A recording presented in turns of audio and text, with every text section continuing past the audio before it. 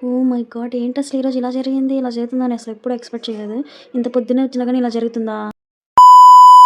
Welcome back to my channel లిక్కీ talks. ఏంటి కొత్త మొహం అనుకుంటున్నారా? కాదు, మా మమ్మీ, మా డ్యాడీ అండ్ మా బావ. మేము మొదటి అమావాస్య ఈరోజు. సో, మేము గుడికి వెళ్ళాము. వీర రాఘవేంద్ర స్వామి గుడి. అండ్ ఈ టెంపుల్‌లో మొదటి అమావాస్య, చొల్లంగి అమావాస్యకి జాతరలా చేస్తారనమాట. ఈరోజు ఏవి కోరుకున్నా జరుగుతాయి. అండ్ మొదటి అమావాస్య కాబట్టి బానే చేస్తారు గుడిలో. ఇది కేవలం ఈ గుడిలో మాత్రమే చేస్తారు. మేము ఎప్పుడు ప్రతి సంవత్సరం ఈ గుడికి వస్తాము. ఈ గుడి స్టోరీ ఏంటంటే నాకు పెద్దగా తెలీదు. తెలుసుకొని నెక్స్ట్ వీడియోలో మీకు చెప్తాను. అండ్ ఈ మేము పొద్దున్నే వస్తే తొందరగా దర్శనం అయిపోతుందని ఎక్స్పెక్ట్ చేసి వచ్చాము. 7:30కి అలాగా. వచ్చిన తర్వాత చూస్తే మాకన్నా ఇంకా ఆలోచించే వాళ్ళు ఉన్నారు.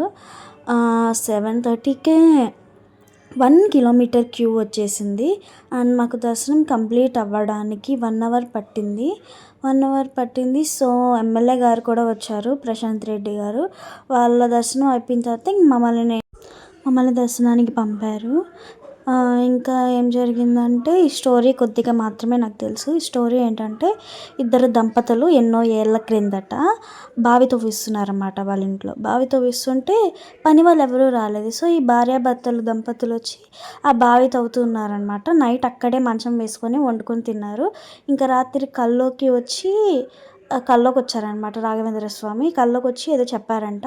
సో, అక్కడే ఆ బావిలోనే శిలలైపోయారు. ఇదే అండి ఆ బావి. ఆ బావిలో బెల్లం వేసి ఏం కోరుకున్నా తీరుతుంది. వచ్చే సంవత్సరం దానికి రెండింతలు బెల్లం వేసి మన మొక్కుని తీర్చుకోవాలి. దర్శనం అయిపోయింది. ఇంక ప్రసాదాలు తీసుకొని గుడి బయటకు వచ్చేసాము. అంతే, దర్శనం కంప్లీట్ అయిపోయింది. Bye bye, see you in the next video. Love you all.